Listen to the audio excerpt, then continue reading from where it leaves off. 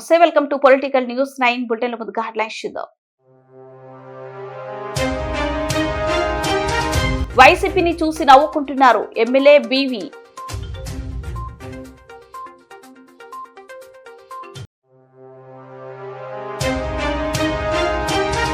రైతులకు మేలు చంద్రన్నతోనే సాధ్యం, చీఫ్ విప్ జీవి ఆంజనేయులు.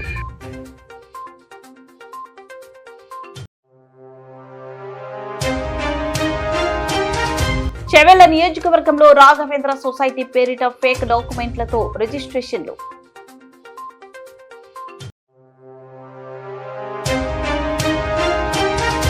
వైఎస్ఆర్సీపీ మీకు 2 పిల్లర్లు కట్టడానికి 2 ఏళ్లు పట్టింది అని కడప జిల్లా టీడీపీ అధ్యక్షులు భూపేష్ రెడ్డి విమర్శ. వైసీపీ రాజకీయాలను చూసి ప్రజలు నవ్వుకుంటున్నారని ఎమ్మికనూరు ఎమ్మెల్యే బీవీ జయనాగేశ్వరరెడ్డి అన్నారు. గురువారం కర్నూలులోనే టీడీపీ కార్యాలయంలో విలేకరుల సమావేశం ఆయన మాట్లాడారు. 3 రాజధానుల పేరుతో వైసీపీ ప్రజల ముందు బొక్కబోర్లు పడిందన్నారు. అమరావతిపై వైసీపీ నాయకులు చేస్తున్న అసత్య ప్రచారాలను ప్రజలు తిప్పికొట్టారని అన్నారు. కార్యక్రమంలో టీడీపీ రాష్ట్ర నాయకులు నాగేశ్వర్ యాదవ్ ఠాకూర్ ఉన్నారు.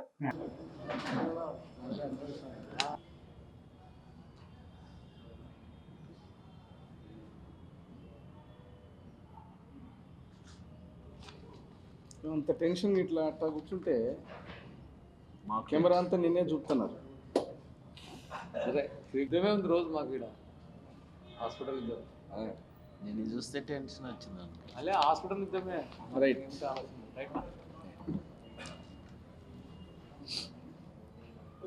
కి నమస్కారం.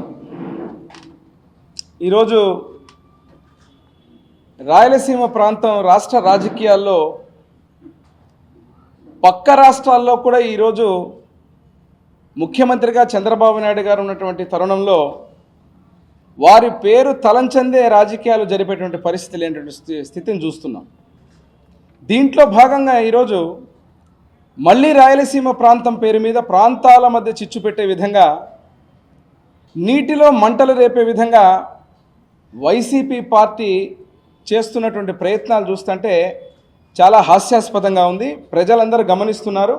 ఈరోజు రాయలసీమ లిఫ్ట్ ఇరిగేషన్ మీద ఏదైతే ఆచరణకు సాధ్యం కానటువంటి ప్రాజెక్టును తెచ్చిపెట్టి వేల కోట్ల రూపాయలు ఈరోజు ఒక ఆలోచనతో, ఆ డబ్బు ధనదాహంతో ఈ ప్రాజెక్టును కొనసాగించాలనే ఉద్దేశంతో ఆ రోజు జగన్మోహన్ రెడ్డి గారు ముఖ్యమంత్రిగా అధికారంలో ఉన్న రోజున జీఓఆర్టీ నెంబర్ 203/5/5/2020 3,825 కోట్ల రూపాయలతో చాలా అట్టహాసంగా సంగమేశ్వరం దగ్గర 795 లెవెల్ నుంచి లిఫ్ట్ చేయాలా నీటిని అని చెప్పి వారు ప్రారంభించడం జరిగింది.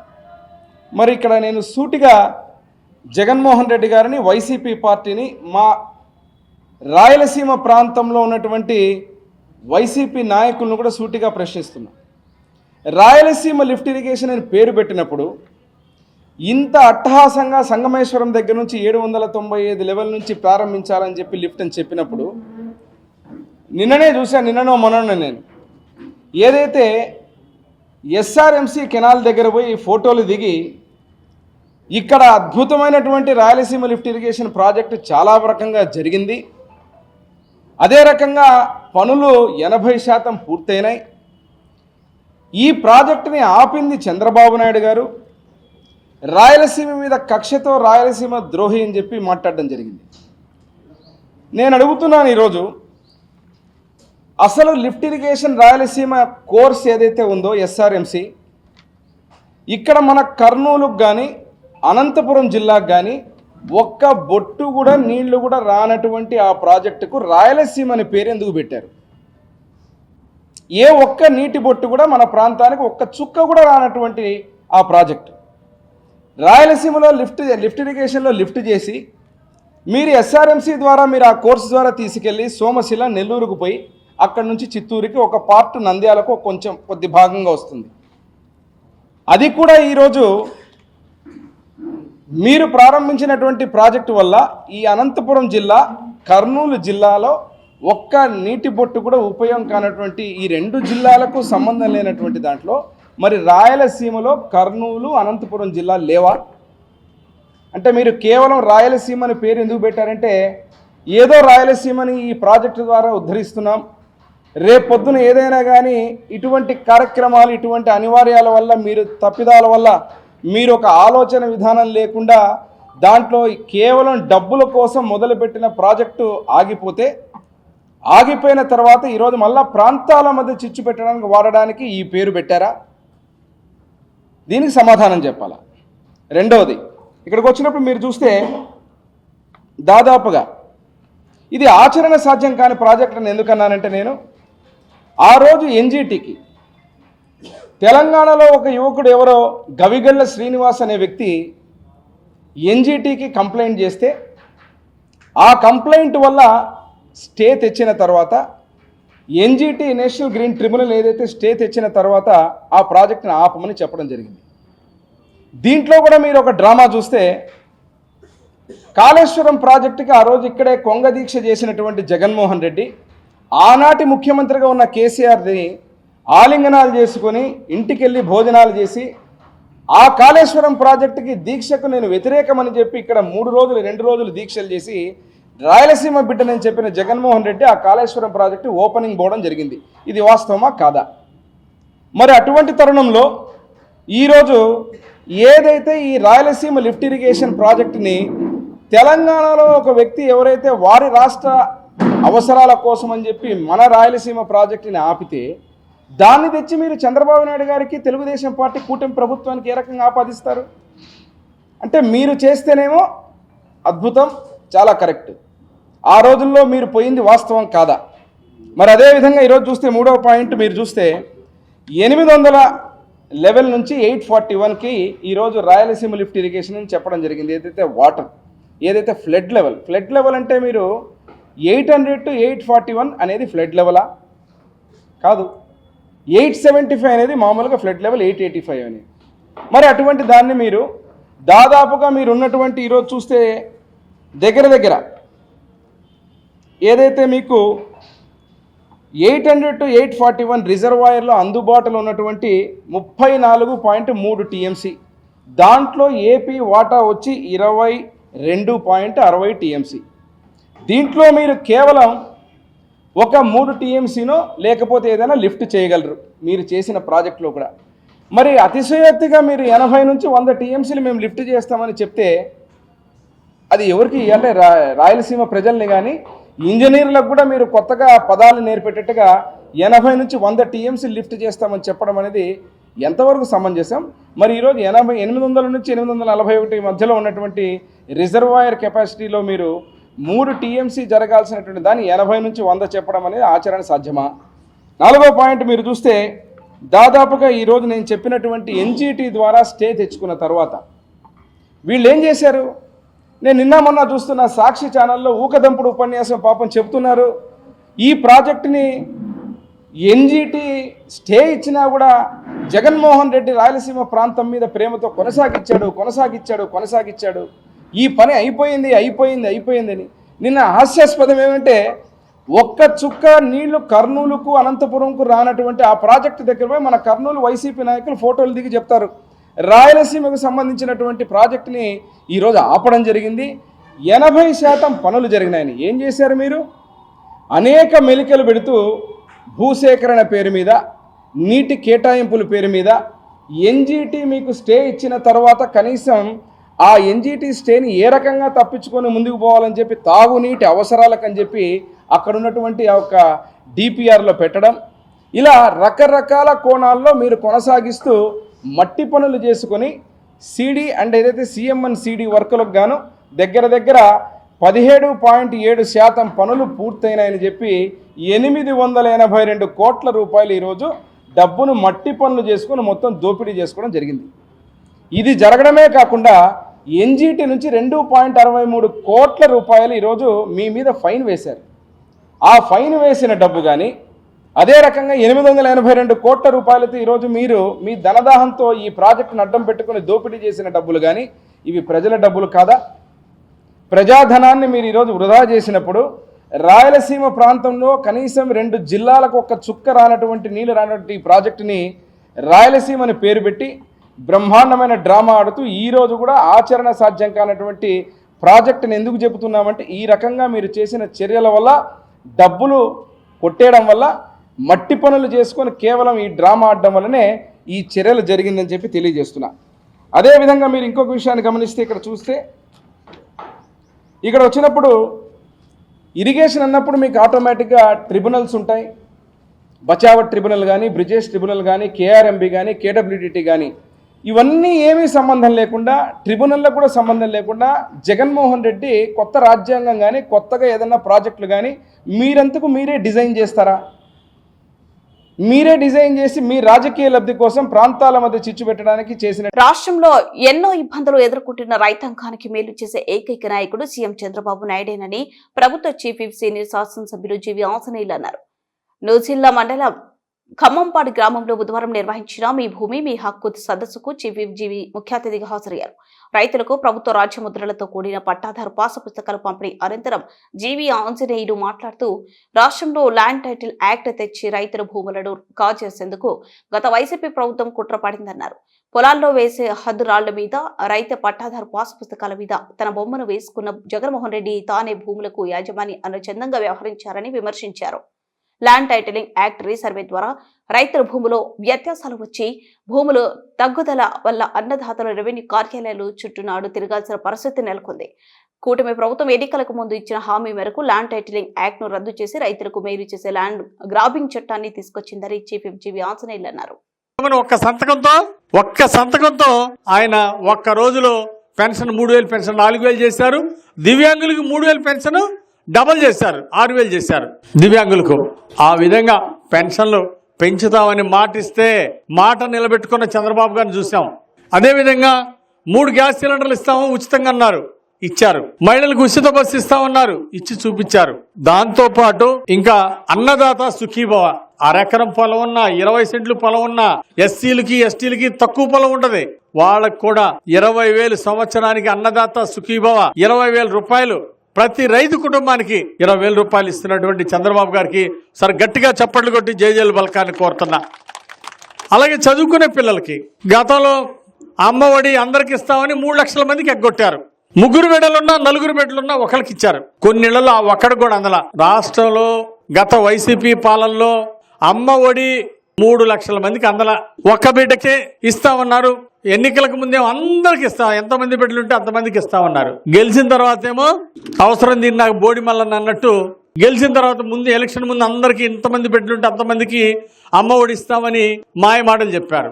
ఎలక్షన్ అయిపోయిన తర్వాత ఇవాళ ఒక్క బిడ్డకి ఇచ్చారు. ఆ ఒక్క బిడ్డ 3 లక్షల మందికి ఎగ్గొట్టారు. కానీ మన అన్న చంద్రబాబు గారు ముఖ్యమంత్రి అయిన తర్వాత ఎంతమంది బిడ్డలు ఉంటే అంతమందికి ఇచ్చారు. మంత్రి నారా లోకేష్ గారు మరి తండ్రికి తగ్గ తనయుడిగా ఎన్టీఆర్ మనవడుగా చాలా కష్టపడి పనిచేస్తున్నాడు. తల్లికి వందనం పథకం అందరికి అందించాడు. 2 బిడ్డలున్నా ఇచ్చారు, 4 బిడ్డలున్నా తల్లికి వందనం పథకం ఇచ్చారు. ఆ విధంగా సమర్థవంతంగా తల్లికి వందనం పథకం అమలు చేశారు.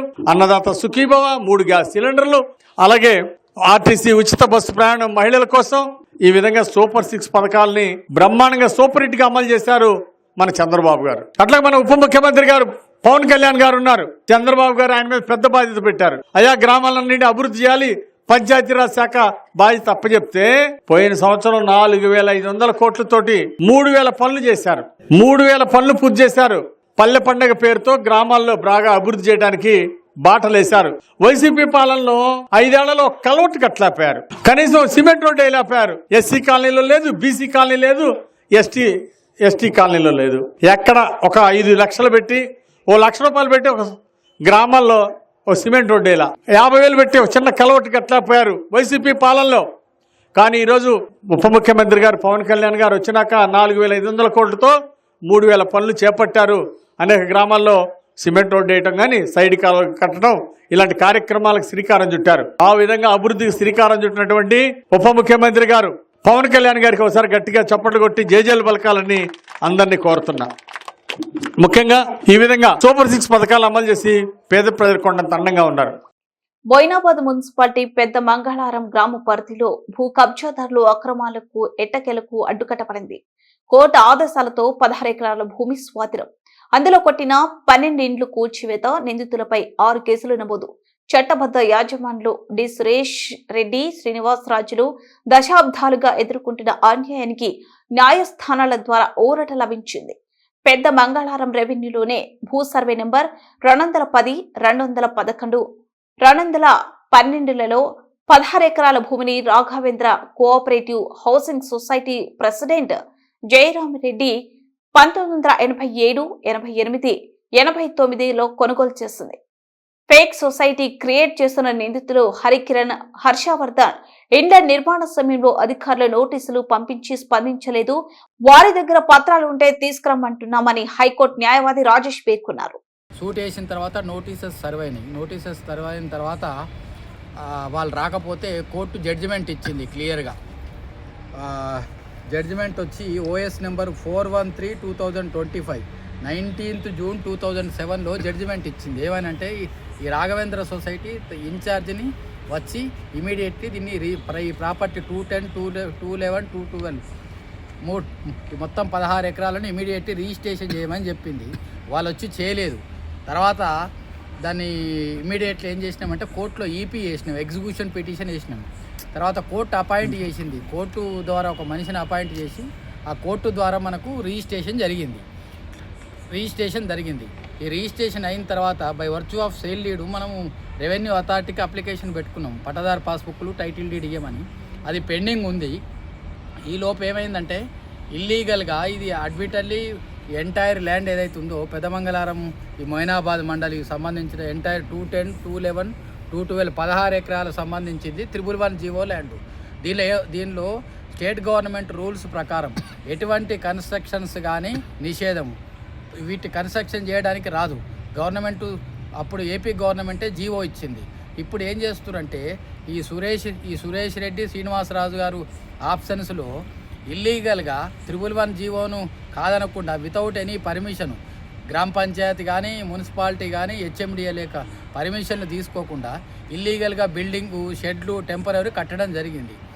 మేము చాలాసార్లు శ్రీనివాసరాజు తరపున మనం రిప్రజెంటేషన్ ఇచ్చినాము. ఎవరికి హెచ్ఎండిఏకి ఇచ్చినాము. తర్వాత కమిషనరు మొయినాబాద్ మున్సిపాలిటీకి ఇమీడియట్గా అవి చేయమంటే చేయలేదు. తర్వాత రిటర్న్గా రిప్రజెంటేషన్ ఇచ్చినాం. మనం రిటర్న్గా రిప్రజెంటేషన్ ఇచ్చి రిక్వెస్ట్ చేసినాం. ఈ 111 జీవో ల్యాండ్కి వస్తుంది. వీళ్ళు ఎటువంటి ఈ 16 ఎకరాల్లో 210, 211, 212లో ఎటువంటి పెద్దమంగళారంలో ఎటువంటి కట్టడానికి లేదు. కాబట్టి ఇమీడియట్ యాక్షన్ తీసుకోమని చాలాసార్లు రిప్రజెంటేషన్ ఇచ్చినాం. ఈ కమిషనర్ మాత్రం మొయినాబాద్ మున్సిపాలిటీ ఎటువంటి యాక్షన్ తీసుకోలేదు. ఇక గత్యంతరం లేని పరిస్థితుల్లో మనం ఏం చేసినామంటే హైకోర్టులో రిట్ పిటిషన్ వేసినాం. మేము ఆల్రెడీ రిప్రజెంటేషన్ పెండింగ్ ఉన్నాయి. మేము అథారిటీ దగ్గర ఇది పెట్టినాం, కావాలని యాక్షన్ తీసుకుంటలేరు. ఆ local politics one high court matter అయిన తర్వాత దానిలో డైరెక్షన్ ఇచ్చింది. ఇమీడియట్లీ వాటి ఏదైతే ఇల్లీగల్ కన్స్ట్రక్షన్ ఉన్నాయో 111 జీవోని ఇమీడియట్లీ డెమాలిష్ చేయండి, వాళ్ళకు న్యాయం చేయమనండి. తర్వాత కమిషనర్కు ఆర్డర్ తీసుకొచ్చి ఒక రిప్రజెంటేషన్ పెట్టాం. హైకోర్టు ఇటు ఆర్డర్ ఇచ్చింది. హైకోర్టు ఆర్డర్ని ఇటు ఇంప్లిమెంట్ చేయండి, ఇమీడియట్లీ డెమాలిష్ చేయమంటే అతను ఏం కమిషనర్ గారు హియరింగ్ పెట్టి అందరికీ నోటీసులు ఇచ్చిండు. ఎవరైతే ఇల్లీగల్గా కన్స్ట్రక్షన్ 111 జీవోలు 16 ఎకరాల్లో కట్టడం జరిగిందో వాటన్నిటి మీద కూడా నోటీసులు ఇచ్చిర్రు. నోటీసులు తీసుకొని కొంతమంది ఏం చేశారంటే వాళ్ళ డాక్యుమెంట్స్ 214లో ఫేక్ డాక్యుమెంట్ తీసుకొచ్చి కన్స్ట్రక్షన్ ఏమో 210, 211, 212లో ఉంది. తర్వాత ఏం చేశారంటే కమిషనర్ గారు కన్సల్ట్ తహసీల్దార్ మొయినాబాద్కి రాయడం జరిగింది. ఈ సోకాల్డ్ కన్స్ట్రక్షన్స్ 210, 211, 212 ఉన్నాయా, లేకపోతే పెద్దమంగళారంలో ఉన్నాయా, 214 ఉన్నాయా అని. తర్వాత సర్వేయర్ క్లియర్గా రిపోర్ట్ ఇచ్చిండు. ఈ అన్ని కన్స్ట్రక్షన్స్ ఎవరైతే ఇల్లీగల్ కన్స్ట్రక్షన్ 111 జీవోలు ఉన్నాయో వైసీపీ రాజకీయాల లబ్ధి కోసమే రాయలసీమ ఎత్తిపోతల పథకాన్ని తెరపైకి తీసుకొచ్చిందని కడప జిల్లా టీడీపీ అధ్యక్షుడు భూపేష్ రెడ్డి విమర్శించారు. జమ్మలమడుగులోని టీడీపీ కార్యాలయంలో ఆయన మాట్లాడుతూ, మీ హయాంలో ముద్దనూరు రోడ్లోనే పెన్నా నదిలో ఉన్న బ్రిడ్జ్ లో 2 పిల్లర్లు కుంగిపోతే వాటిని సరిచూడడానికి 2 ఏళ్లు పట్టింది. మీరు రాయలసీమ గురించి ఆలోచన చేసే వ్యక్తుల అని ఎంపీ అవినాష్ రెడ్డి ఎమ్మెల్సీ రామసుబ్బారెడ్డిని ప్రశ్నించారు. అది డైవర్షన్ చేయాలా, అది జాతికి అంకితం చేస్తున్నారని చెప్పి ఈ రాయలసీమ ప్రాజెక్ట్ దాని మీద ఎత్తిపోతల పథకం మీద ఈ రాజకీయాలు చేయడం జరుగుతుంది. ఒక్కసారి ఆలోచన చేయండి. రాయలసీమ ప్రజలు 19లో మొదలు పెట్టేది 24లో వాళ్ళు దిగిపోయే ముందు వరకు ఎంత పర్సెంటేజ్ ఆఫ్ వర్కులు చేసినాం, మేము చేసినాం, పర్మిషన్ రాకపోయినా మేము చేస్తున్నాం ప్రజల కోసం అంటున్నారు. ప్రజలను తప్పుదావ పట్టించే విధంగా ఈ స్టేట్మెంట్లు ఉన్నాయి. కేవలం 18% వర్కులు చేయడం జరిగింది. కానీ ప్రాజెక్టు 2025 జూన్ జూలై కల్లా పూర్తి కావాలని డిపిఆర్ రెడీ చేసినారు ఆ రోజు 2019. కాబట్టి 2024 దిగిపోయే ముందు కనీసం 70-80% పనులన్నా చేసినారా? ప్రజల మీద, రాయలసీమ మీద ప్రేమ ఉంటే. కాబట్టి ఆలోచన చేయండి. ప్రజలకు మరియు ముఖ్యంగా విజ్ఞప్తి చేస్తున్నాం, వీళ్ళు రాజకీయాల కోసమే ఈ రాయలసీమను, నీటి సమస్యను వాడుకుంటున్నారు తప్ప చిత్తశుద్ధి లేదని మరొకసారి తెలియజేస్తున్నారు. మరి ముఖ్యంగా కడప ఎంపీ గారు మరియు నిన్న మన స్థానిక ఎమ్మెల్సీ రామ్ సుబ్బారెడ్డి గారు డిడిఆర్సి డిస్ట్రిక్ట్ రివ్యూ కమిటీ మన కడప జిల్లాలో సమస్యలు, ప్రోగ్రెస్ ఏంది, హార్టికల్చర్ ఏంది, ఆర్ఎండ్బి ఏంది, పంచాయతీరాజ్ ఏంది, గ్రామీణ ఉపాధి ఏంది, లేకపోతే ఆరోగ్య పరిస్థితి ఏంది, ఇవి డిస్కషన్ చేయనీకి వచ్చి వాళ్ళు ప్రీ ప్లాన్డ్ గానే ముందే బాయ్కాట్ చేయాలని ఒక ఉద్దేశంతో రావాలా, దీని మీద ఒకటి ప్రశ్న చేయాలా ప్రీ ప్లాన్డ్ గా. నేను ఇది ఎందుకు చెప్పదలుచుకున్నానంటే ప్రజలందరూ గమనిస్తానే ఉన్నారు, మీకు చిత్తశుద్ధి ఎంత ఉంది, ఏముంది. ఎందుకు ఈ మాట అంటున్నానంటే దాదాపు 18 నెలలు గవర్నమెంట్ వచ్చి ఎంపీ గారు కానీ, రామ్ సుబ్బారెడ్డి గారు కానీ డిడిఆర్స్ మీటింగ్ కి ఇప్పుడు దాదాపు ఒక 4-5 మీటింగ్లు జరిగింటాయి. సమస్యలు, ప్రజలను ప్రతిపక్షంలో ఉండి ఏ పాత్ర పోషించాలనేది వీళ్ళకి లేదు బాధ్యత. పదవులు వచ్చినాయి, రాజకీయం చేయాలా, ప్రజలను కన్ఫ్యూజ్ చేయాలా, తద్వారా లబ్ధి పొందాలనే ఉద్దేశం తప్ప బాధ్యత లేదని కూడా ఈ సందర్భంగా తెలియజేస్తున్నాను. రామ్ సుబ్బారెడ్డి గారు మరీ ముఖ్యంగా పెన్నా బ్రిడ్జి 2 పిల్లర్లు కుంగిపోయినాయి వైఎస్ఆర్సీపీ గవర్నమెంట్ లో. 2 ఏళ్లు పట్టింది ఆ పిల్లర్లను రీకన్స్ట్రక్ట్ చేయని. మీరు ఈరోజు రాయలసీమ చిత్తశుద్ధి మేము ఖర్చు పెట్టామంటున్నారు. 2 పిల్లర్లు కట్టినకి 2 ఏళ్లు పట్టిన వాళ్ళు మీ చిత్తశుద్ధి ఏంది? మీరు ఆ రోజు ఎక్కడికి పోయినారు? ఒకటే పార్టీలో ఉన్నారు. ఒక్కసారన్నా సందర్శించి ప్రజలు ఇబ్బంది పడుతున్నారు. రావాలంటే ముద్దునూరు, కొండాపురం నుంచి ఆర్టీఓ ఆఫీసులకు రావాలన్నా, డిఎస్పీ ఆఫీసులకు రావాలన్నా, లేదా పొన్నతోట, గుడం చెరువు, వీళ్ళందరూ బొంబేపల్లె, గండికోట, వీళ్ళందరూ రావాలంటే, డ్యూటీలకు పోవాలంటే రాజీవ్ కాలనీలో చాలా మంది డైలీ లేబర్ ఉపాధి హామీ కోసం లోపలికి మన టౌన్ లోకి వస్తూ ఉంటారు. వీళ్ళందరూ ఇబ్బంది పడుతున్నప్పుడు నీకు చిత్తశుద్ధో ఏ విషయం కనపడాలి? ఆ రోజు మీ ప్రభుత్వమే ఉంది. నేను ఇక్కడ ఎందుకు ఈ 2 పిల్లర్ల విషయం గురించో, బ్రిడ్జి గురించో చెప్పదలుచుకున్నా అంటే, మీరు దీనికే ఖర్చు పెట్టి త్వరగా పూర్తి లేని పరిస్థితులలో రాయలసీమ ఎత్తిపోతల పథకము, మేము దీని రాయలసీమ గురించి ఆలోచన చేసే వ్యక్తులం అని చెప్తున్నారు. ఈ రోజు బులెటిన్ ముగించే ముందు హెడ్లైన్స్ మరోసారి. వైసీపీని చూసి నవ్వుకుంటున్నారు ఎమ్మెల్యే బీవీ.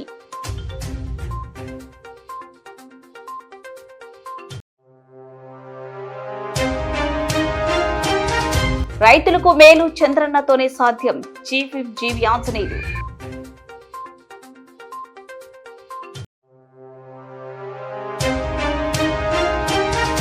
చెవెళ్ల నియోజకవర్గంలో రాఘవేంద్ర సొసైటీ పేరిట ఫేక్ డాక్యుమెంట్లతో రిజిస్ట్రేషన్లు.